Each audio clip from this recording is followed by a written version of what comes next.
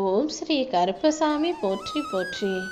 என் அன்பு குழந்தையே, இப்போது நான் சொல்றதை கேட்க வந்துவிட்ட என் அன்பு பிள்ளையான உன் வாழ்க்கையில் இருக்கிற அத்தனை கஷ்டங்களையும் இன்று இரவோடு இரவாகவே முடிச்சு வச்சு, உனக்கு இருக்கிற பிரச்சனைகளை எல்லாம் தீர்த்து வச்சு, நாளைக்கு எல்லாமே சந்தோஷத்தை தரும் விதத்தில் நல்லதாக நடக்கும்படி செய்ய போகிறேன்.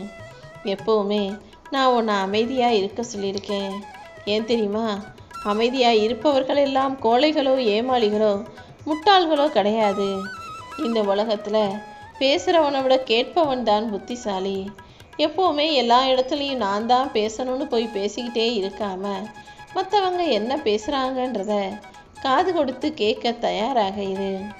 ஒரு சிலருக்கு நீ முக்கியமாக இருக்கலாம், ஆனால் பல பேருக்கு அவர்கள் காரியம் முடியும் வரைக்கும் தான் உன்னை முக்கியம் நினைப்பாங்க. காரியம் முடிஞ்சு போன அடுத்த நிமிஷமே உன்னை விட்டு விலகி போகவும் தயாராக இருப்பார்கள் என்பதை நீ புரிஞ்சு நடந்துக்கோ. வாழ்க்கையில் நீ எப்போது தெரியுமா தோற்று போகிற?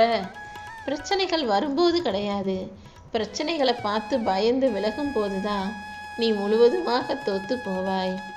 அதனால் கஷ்டமோ பிரச்சனைகளோ வரும்போது அதை பார்த்து பயப்பவும் நடுக்கவும் செய்யாமல் என்னதான் ஆகுதுன்னு பார்க்கலாம்னு அதை தைரியமாக நீ எதிர்கொள்ளும் போது உனக்கு துணையாக இந்த கருப்பசாமி நானும் இருந்து அத்தனை பிரச்சனைகளையும் சரி செஞ்சிருவேன். வாழ்க்கையில் எந்த பிரச்சனை வந்தாலும் கவலைப்படாமல் குழந்தையை போல சிரிச்சுக்கிட்டே எல்லாத்தையும் சரி பண்ண முடியும்னு சமாளிக்க முயற்சி செய். சில விஷயங்கள் கசப்பான உண்மைகளாக உனக்கு தெரியலாம், ஆனால் அதை ஏற்றுக்கவும் மாற்றிக்கவும் நீ தயாராக இருக்கணும் என் செல்லமே. உண்மையை எங்கே வெளியே சொன்னோம்னா உறவுகள் நம்மளை விட்டு பிரிஞ்சு போயிடுவாங்களோ, சண்டை போட்டு விலகி போயிடுவாங்களோ நினச்சி பல பேர் இந்த உலகத்தில் இனிப்பான பொய்களை சொல்லிக்கிட்டு எல்லார்கிட்டையும் சிரித்து பேசி வாழ்ந்துக்கிட்டு இருக்காங்க. அந்த பொய்கள் என்னைக்கு இருந்தாலும் ஒரு நாளைக்கு கூண்டில் ஏறி நிற்கும். ஆனால் உண்மை எப்போதுமே தலையில் மகுடத்தோடு வெற்றி வாகி சூடி நிற்கும். நீ எப்போதும் உண்மையை பேசக்கூடிய நல்ல பிள்ளையாக இரு. உன்னை வீழ்த்தும் அளவுக்கு விதிகள் எழுதப்பட்டிருந்தால் அந்த விதிகளையே வீழ்த்தும் அளவுக்கு உனக்கான நல்ல வழிகளையும் நான் எழுதி வச்சிருப்பேன்றதை நீ மறந்துடுவேனா? எது உனக்கு எதிராக இருந்தாலும் நீ எப்போதும் அனைத்தையும் சமாளிக்கக்கூடிய பிள்ளையாக தைரியமாக இரு. எல்லாருக்கும் நீ நல்லதையே நினைக்கும் போது அது உன்னை சுற்றி நல்ல அதிர்வலைகளை ஒரு பாதுகாப்பு அரணாக உண்டு பண்ணும். அதன் மூலமாக உன் வாழ்க்கையில் நல்லது மட்டுமே நடக்கும். இந்த உலகத்தில் நிறைய பேர் சொல்லி நீ கேட்டிருப்ப, நல்லவங்களுக்கு நல்லது நடக்கும்னு. ஆனால் உண்மை அது கிடையாது. நல்லவங்களுக்கு தான் நான் நிறைய கஷ்டங்களையும் சோதனைகளையும் கொடுத்துட்டு அவங்கள சோதனை செஞ்சு அவங்க மாறுறாங்களா அல்லது அதே மாதிரி சரியாக நேர்மையாக நியாயமாக வாழ்கிறாங்களான்னு பார்த்துட்டு அதுக்கப்புறமாக நல்லதை கொடுப்பேன். உன்னையும் அப்படிதான் இப்போது சோதிச்சுக்கிட்டு இருக்கேன். இப்போ உன்னை சுற்றி இருக்கும் ஆபத்துகளும் பிரச்சனைகளையும் நீ தைரியமாக எதிர்கொண்டு தாண்டி கடந்து வரும்போது அதுக்கு பிறகு உண்மையான நல்ல விஷயங்களையும் நன்மைகளையும் உன் கைகளில் நானே கொண்டு வந்து கொடுத்துருவேன். இந்த உலகத்தில் யாரும் யாருக்காகவும் இல்லைங்கிற உண்மையை புரிஞ்சுக்கோ. அவங்க எனக்காக இதை செய்யலை, இவங்க எனக்காக அப்படி வந்து நிற்கலைன்னு யோசிக்காம யாரும் எதுக்காகவும் யாருக்காகவும் வந்து நிற்க மாட்டாங்க. நீ மட்டும்தான் உனக்கு துணையாக உனக்காக நிற்கணுங்கிற அந்த உண்மையை புரிஞ்சுக்கிட்டினா வாழ்க்கையில் வலியும் வேதனையும் உன்னை எதுவும் செய்ய முடியாதல்லவா? உன் குடும்பத்தின் சூழ்நிலையை நல்லா புரிஞ்சுக்கிட்டு வளர்ற என் அன்பு பிள்ளையான நீ ஒருபோதும் வழி தவறி போகாதே.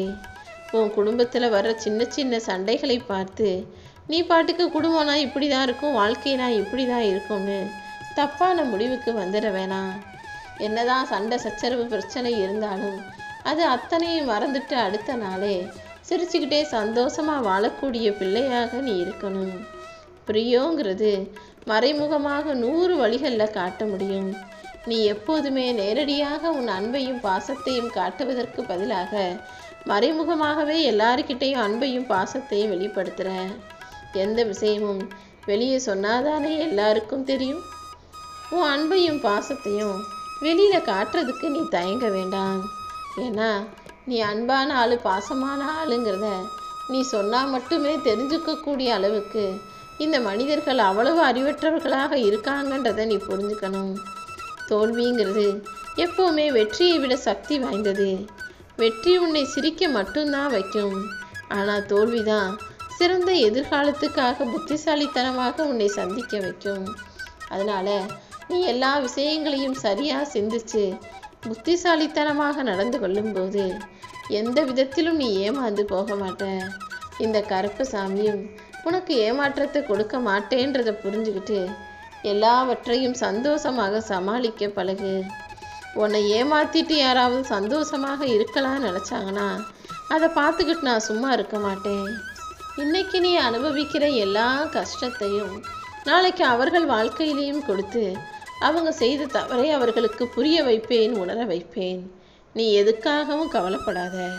உன்னை கஷ்டப்படுத்தினவங்க நாளைக்கு இதை விட மோசமாக கஷ்டப்படுவார்கள்ன்றதை புரிஞ்சுக்கிட்டு நீ பாட்டுக்க உன் வேலைகளிலும் வாழ்க்கையிலும் மட்டும் கவனம் செலுத்த பார்.